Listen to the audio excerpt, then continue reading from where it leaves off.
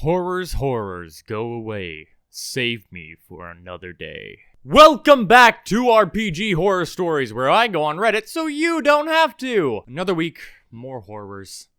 But are they any worse than what's going on right now?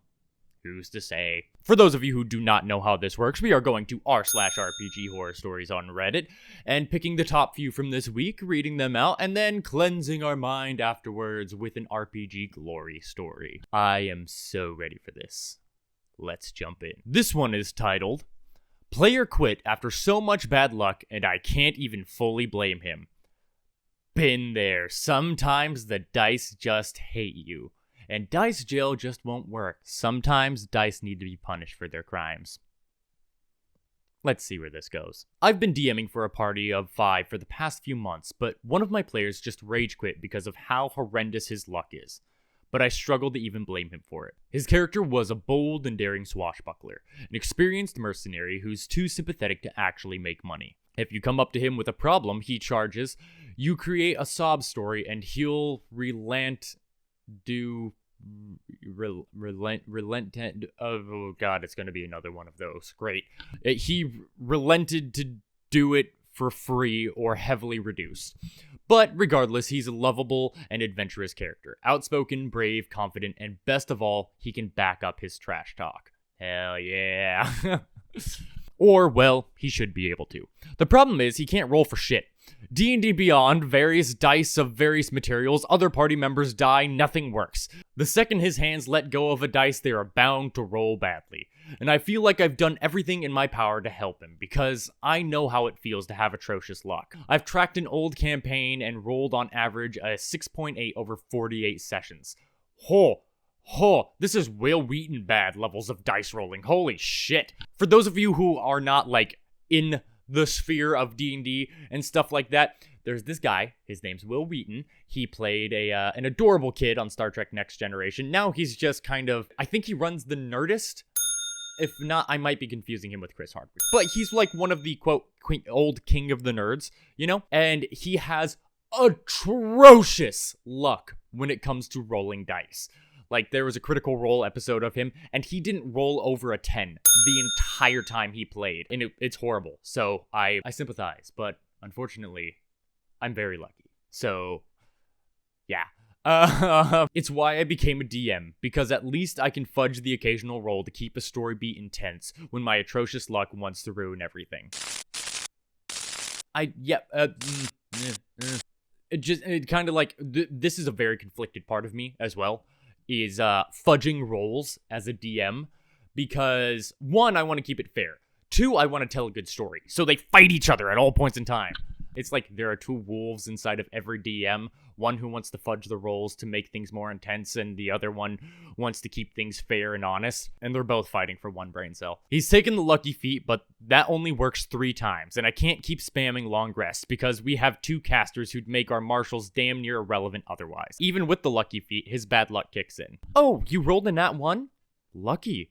Oh, cool. It's a 3, still fails, and unfortunately he has to roll more than 3 times a long rest. Yeah, just like, I've seen it before. Just some people, the dice hate them. They really do, and I'd recommend seek spiritual counseling, a balance within the universe, or some shit like that. At that point in time, because you've got to atone for something in one of your past lives. I've tried being liberal with inspiration, even suggested a side plot about confronting a cursed artifact he unknowingly picked up on a job, but he felt like it'd be scummy if he got a whole new power set just cause he couldn't play the game properly, and didn't want to derail the main plot and be the main character. The party didn't even mind the idea either, but I think at the point of me offering, he'd already given up. I made points to frequently stress the bad luck of characters too, because there's nothing I hate more than roll, okay, you miss. Because A, it's boring, and B, it makes your character look like an incompetent buffoons when they have a bad luck streak like this. When your, quote, experienced mercenary can't kill goblins, there's only so much missing you can take before your character just sounds like a liar who's never used a sword before. Yeah, that's actually a very important point right there. In D&D, when you roll the dice, it's not your character attempting it. The dice is playing the part of the world around you. You know what I mean? So, like, when you roll the hit and you miss, it's because the armor of the creature was too good, or the ground was uneven when you stepped on it, or they dodged out of the way, something like that. If you're rolling a persuasion check, the dice is not playing your ability to persuade on it. The dice is playing the outward effects affecting your persuasion roll. So what the person is thinking, what they have in their mind, what environment they're in, that sort of deal. At least that's how I play it. And I think that's how it should be perceived, because your character is good at things. They're very good at things. And the only thing the dice does is tell you what the world around them is doing. You know what I mean? So I love that this DM is really trying to push the whole, no, your character's not a buffoon. It's just the world around you is being extremely cruel to you. God damn, this sucks. So I stress the phenomenal good luck / skill of opponents. Slick stone makes you slip. Tree branches. The opponent literally tripped on a root, putting them in the prone position so his teammate can attack it with advantage. The attack hit but glances off their armor. It got blocked by their shield or weapon. I've just even flat out let it hit, but the attack wasn't deep enough, so he rolls damage and gets halves. Just anything to say he did something. See, that's how I think it should be played. Over 7 sessions, his motivation had just been dying and dying and dying, though, and it caused his character to become more and more reclusive, too. He couldn't be cocky, he couldn't talk shit, he couldn't be bold and daring because it'd all blow up in his face. I thought maybe he was trying to build this up as a character arc, but with no inkling of an idea from him on session 7, during a ball where the party were infiltrating to gain information, I finally just outright said it. Why aren't you getting involved in the scene, player? That's a dangerous game right there. It's good that the DM decided to talk to the player about it, but if they were noticing this in sessions and sessions before, they should have pulled them aside and talked to them earlier. Like, OP should have done that. Calling them out at the table is never a good idea, especially if it's gotten to this point. The player is probably extremely stressed and extremely down and honestly extremely angry at themselves. You know what I mean? So this is a faux pas, and it's probably going to be the charging moment of the scene. Let's jump in. And he snapped and blew up at me.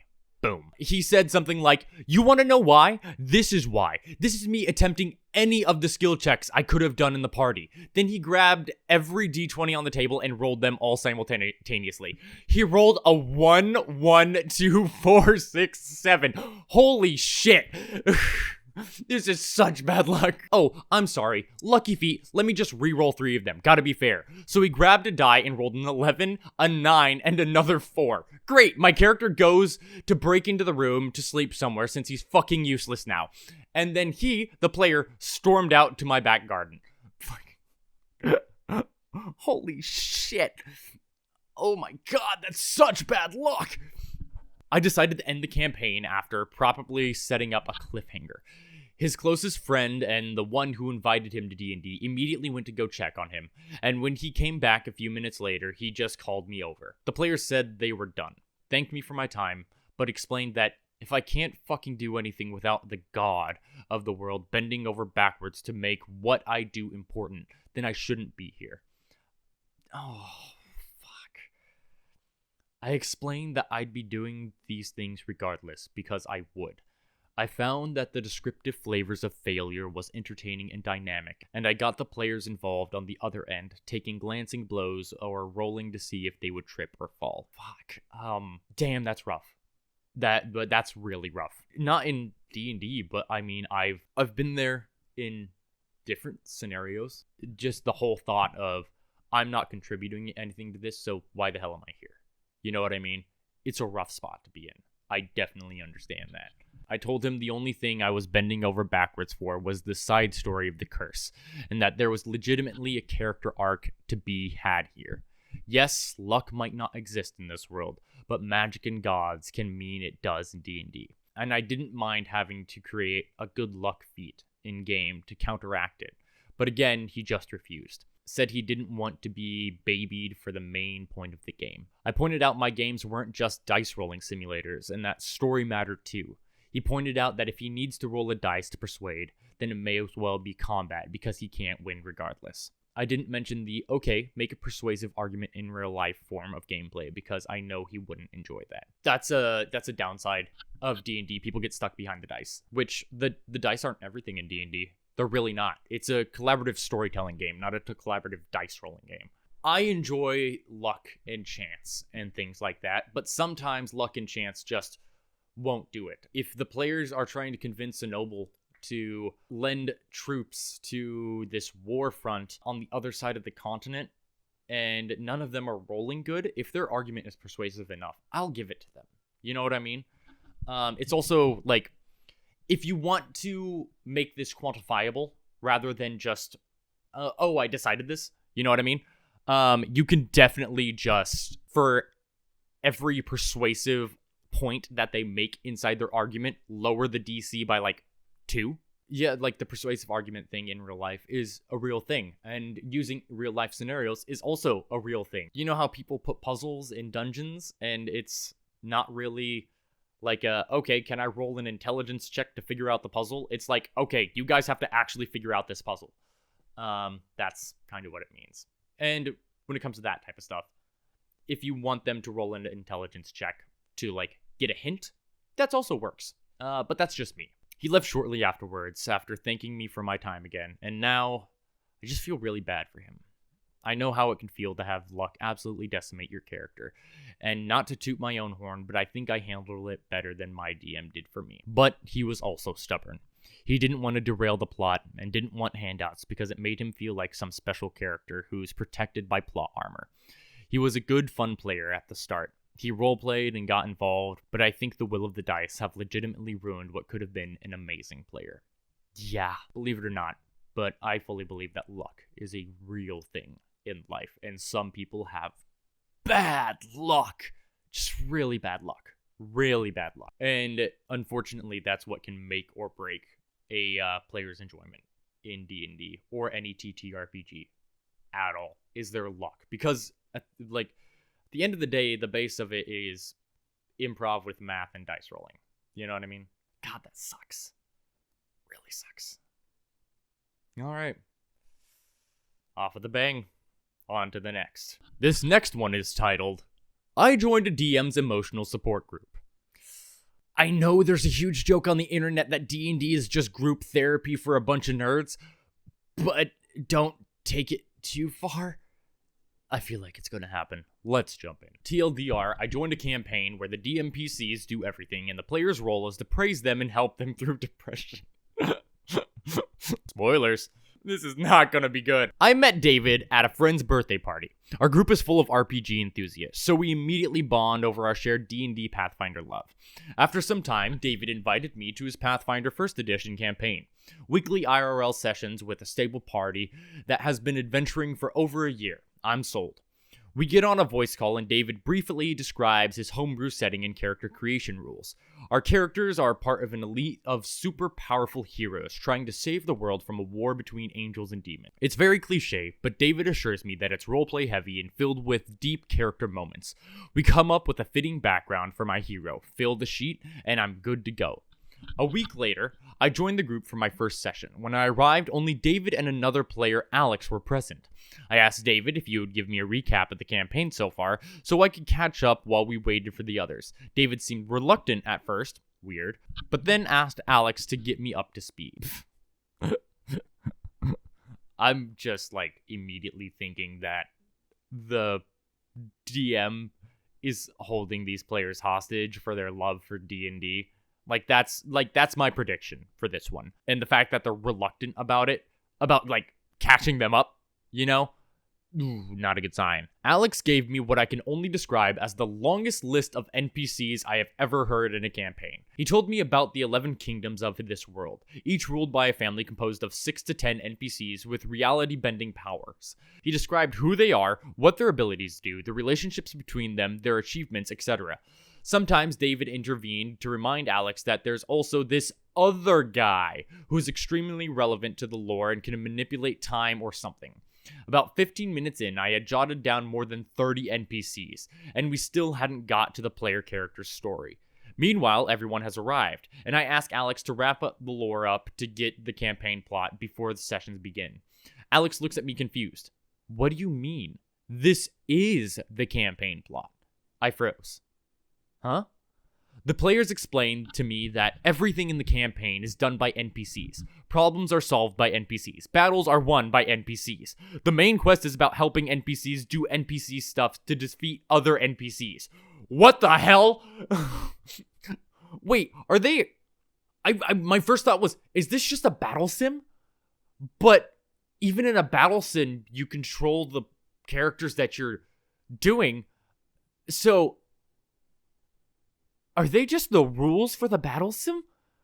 No, like, are they just, like, the peons in the battle sim? Oh my god. I turned to David and asked why the NPCs are doing everything in this game. David smiled and replied, because they are level 20 characters with very powerful abilities. He said it like he was very proud of that. Okay, yeah, oh fuck. But why can't the players do the things on their own? Because the enemies are also level 20 characters with very powerful abilities. You'd all die if you tried to face them alone. Not true. Right off the bat, a level 20 wizard is only a CR 12. It's in the monster manual, like an archmage. So as long as they're all level 12, if there's 4 of them and they're level 12, they can kill it really easily. So not only is this person creating, honestly, a horrible idea for a campaign, but they're also wrong. So, that's fun. Aren't we an elite of super powerful heroes? You just joined. You have to get there. Then what the hell is our role in this campaign? You have to help the NPCs. They can't do it alone. Your support is extremely important. This is also giving, like, there is no war in Ba Sing Se type of vibes, like literal brainwashing. I asked to give me an example. Alex explained that in the last story arc, the party followed a rebellious demon prince trying to kill his evil demon king father. The demon prince was extremely powerful and capable of defeating entire armies by itself, except that, well, he had depression. Yo, same, bro.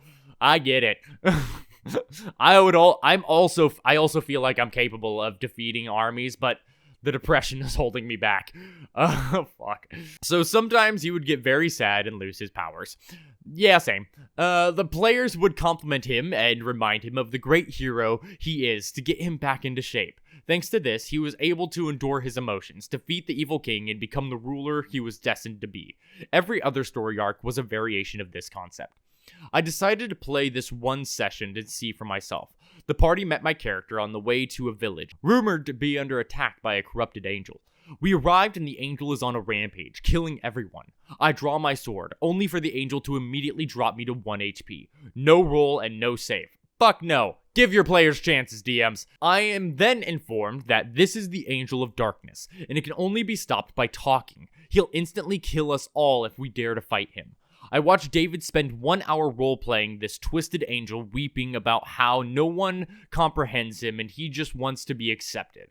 With the party saying stuff like, no, you are better than this, you can do it, and we love you the same, even if you're not perfect. David gleefully took the kind words and narrated the angel calming down, thanking the party and letting them go. We were 2 hours into the session and no dice had even been rolled so far. Oh my god! This DM needs to go to therapy! Like, everybody needs to go to therapy, but this guy especially! Oh my god! He's clearly got some self-image issues, and he's very much projecting in this campaign. Granted, everybody projects when they play D&D. Like, tell me your favorite D&D class, I can tell you some hyper-specific things about your personality that you think that nobody knows. I left early, told David this wasn't my cup of tea, and I never looked back. What the fuck? Indeed. Very much so indeed. Yes, I also agree that D&D is a great form of therapy for people, because sometimes it's really hard to put yourself out there and talk about things that you hold deep down inside of you. So creating a funny little guy in a fantasy world is way easier than, you know, actually talking through it, and you can actually work through some things subconsciously through that. But directly putting a self-insert of your negative self-image as an NPC that controls the world into a campaign and making the players compliment you? No. I don't like that. Fuck. Okay. Damn. On to the next. This next one is titled, Killed Just Before the Session-Long BBEG Fight in a Cutscene. The title is the TLDR version. This is an older story that someone's comment in another post reminded me of. Quotes are not actual quotes, but approximate of what I can remember from the conversations. Back around the early 2000s, I was in a long-term campaign. We had just gotten to the BBEG fight, and the DM straight out killed my character in a cutscene. No saving throws, no chances to defend myself, just dead. Were you running your mouth? Were you? I asked the DM why, and he said that it was supposed to inspire the rest of the party to fight harder. Now, fuck that. Now what? He replied that I was just going to have to wait. Wait for what? I asked. Can I pull one of my spare characters? He said that I couldn't, since it would be too contrived to drop in a character in the middle of a boss battle. So, what am I supposed to do now? I asked, and he replied, you're just going to have to wait until the battle is over. So, just before we get into combat, no, we're going back. DMs, don't do that. Yes, a character's death can be poignant. It can be the driving force, a reinforcement of the plot that they're trying to do, of the bad guy they're trying to stop. But it has to be natural. Natural. If they're talking to somebody and you're like, oh, I know how to make this better, fucking dead, no save. You're done. You guys inspired? Yeah, good idea. I like that. Cool. Come on, bring it on. Let me see the passion. Let me see the fire. Things like that. It's like a director slapping a fucking actor before they do a scene, just to try and get some fire inside of them. Don't fucking do that. Oh my god, I just completed some circles and my watch told me I've been moving too much and my heart rate is too high. I'm very passionate about this. So just before we get into combat with the boss, you kill me and I'm supposed to do what? Sit back and shut up and watch the battle? The DM nods. I start packing my stuff and get ready to leave. DM is not happy with this decision. Nope, that's valid. Get yourself out of there. That's toxic. We go back and forth for a bit and eventually and grudgingly tells me that there's a scroll of resurrection in the treasure for right after the fight. I said, why bother? This is the end of the campaign. You said it yourself that once the guy's dead, you're stepping down and Jeff, one of the other players, was going to start his campaign. So bringing me back after it's all over does nothing. At that point, I left. Didn't play again until several months later when there was an LFP notice on the game store. Oh my god. Yeah, no. DMs, like I said before, character deaths are a real threat that players have to face. But it has to be natural. Do not kill a person, no hit, no save. That's like NHNS, you know? No hit, no save. Don't do that. Fuck. Yeah, no, don't. Just, oh, I don't even know what to say with this. Oh my god. That's that. Moving on. Now that we've experienced some horror, it's time to cleanse our minds and regain some faith inside humanity by reading an RPG GloryStory. So what we're doing is we are going to r/RPG GloryStories and reading a story from there. For those of you who do not know what a GloryStory is the opposite of a horror story. It's where things go right. A plan goes off exactly how it's supposed to, or not supposed to, but in a good way. A joke happens, but not at the expense of others. And this one that we have is titled, A Bard Saved the Party from a Sea Dragon with a Single Spell and Anxiety. I feel like I've been there. It happened a month ago now. Heavily modded Curse of Strahd campaign that has been 100% enjoyable.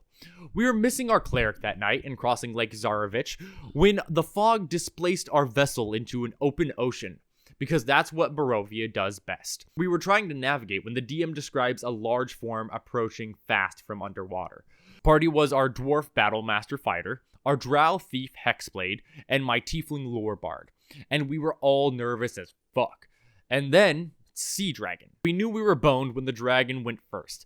It body slammed our vessel and the dwarf and drow lost their footing. My bard had advised we all lash ourselves to the mast with ropes before initiative, so neither got washed overboard. My bard had made his save and he was next. GM, so, Ari, you're next. What do you do? Me. Is stressing out a free action?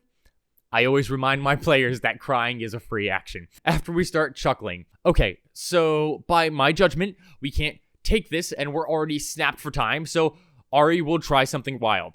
I'm gonna polymorph it. GM. Interesting. What are you trying for? Me. A sardine? GM. Cackles. Alright, let me roll save. He left us hanging all through the bathroom break. GM. So, you point at the dragon as it rears back to attack, and it abruptly shrinks itself with a squeak into a sardine that lands in the water with a splash. Me. Time to go, gang! Full speed ahead! It's called for mom! It really had, as the GM described, a bigger form coming for us, so we bailed. My bard dropping a further darkness spell behind us as we vanished into the mists. And now it's a running gag that my bard's magic is powered by his anxiety. That's awesome. Somebody get on that in the comments and link me to the Bard College of Anxiety, because I really feel like I would connect with that. Maybe I'll get on that.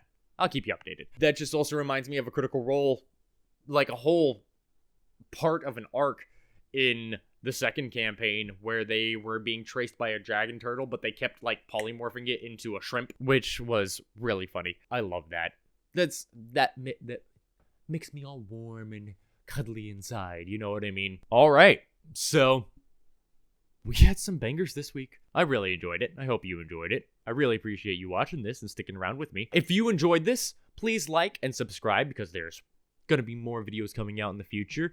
I got plans. Some of them are behind me. I'll keep you updated on that. If you enjoyed this, please check out the other videos on my channel. I've got a whole plethora of other Reddit stories and different content. I put out a sketch this week that I really enjoyed making, and I hope you all enjoy watching. And be on the lookout for more videos in the future. If you have an RPG horror story or glory story that you want me to read out on a future video, go ahead and comment it down in this video. If you don't, leave me a comment telling me which of these stories was your favorite, or least favorite, depending on how you look at it. Be on the lookout for more videos in the future, but until that point, I will say Auf Wiedersehen, tschüss, and I will catch you in the next one.